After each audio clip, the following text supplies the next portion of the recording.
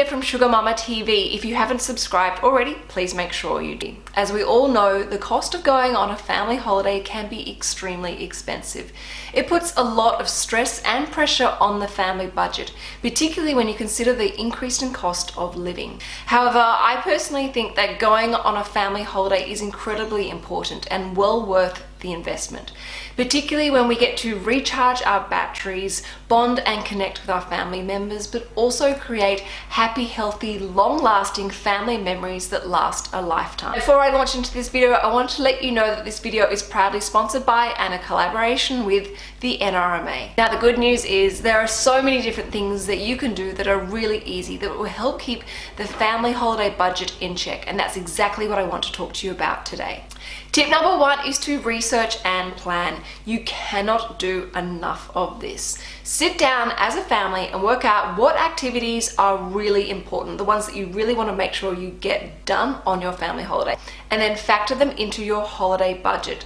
This will stop new activities and expenses sliding into your budget and blowing it out. And this will also make sure that those really important family activities happen. Tip number two is to join a member benefits program like NRA Blue, where you can access a whole range of amazing discounts that include entertainment, transport, accommodation, movies, and even petrol.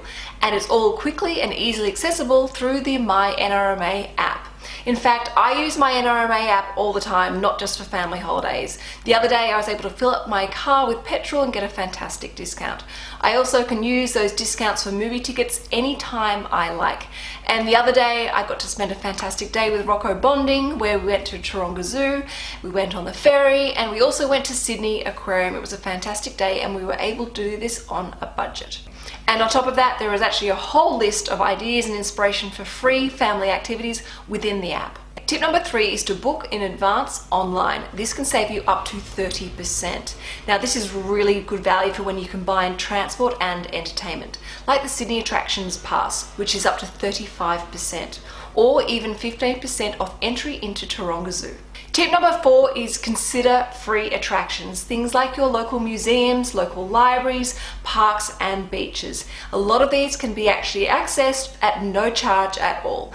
And there is so much to be said by grabbing a bucket and spade, building a cubby house, climbing trees. When you do all these things together as a family, they can be so much fun. Tip number five is to have a big breakfast and pack snacks. By having a big, hearty, nutritious breakfast, that will keep you going for as long as possible and stop you from having to buy food along the way. Also, make sure you pack lots of healthy snacks. Those rumbling tummies can become incredibly expensive. So make sure for those long car journeys, have bottles of water, chopped up fruit and vegetables that are easily accessible, and keep everyone happy. Tip number six is to try and select accommodation that has kitchen and laundry facilities. That means you can prepare a big breakfast rather than having to go to a cafe or restaurant.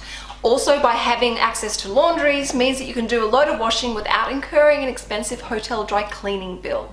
Tip number seven is to consider house swapping or even renting your home out whilst you're on holiday.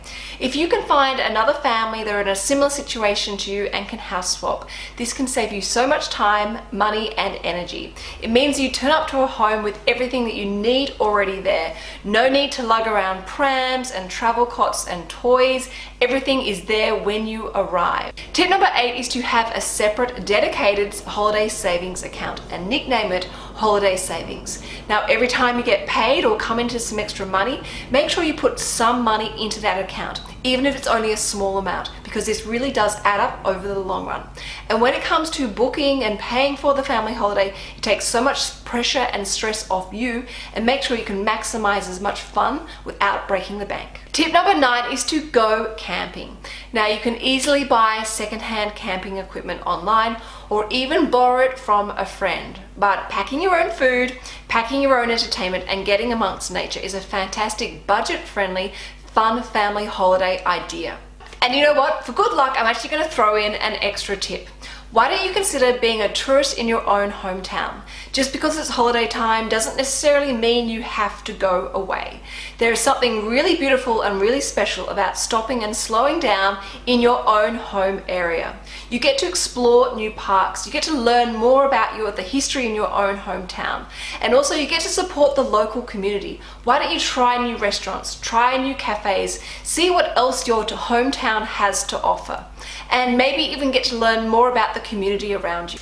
And all of these things don't actually cost that much. Now, hopefully you can see that with a bit of planning and preparation, a bit of creativity and imagination, there are so many things you can do on a family holiday that can be so much fun and do not need to break the bank. So please feel free to use some of these tips or all of these tips, and happy holiday planning.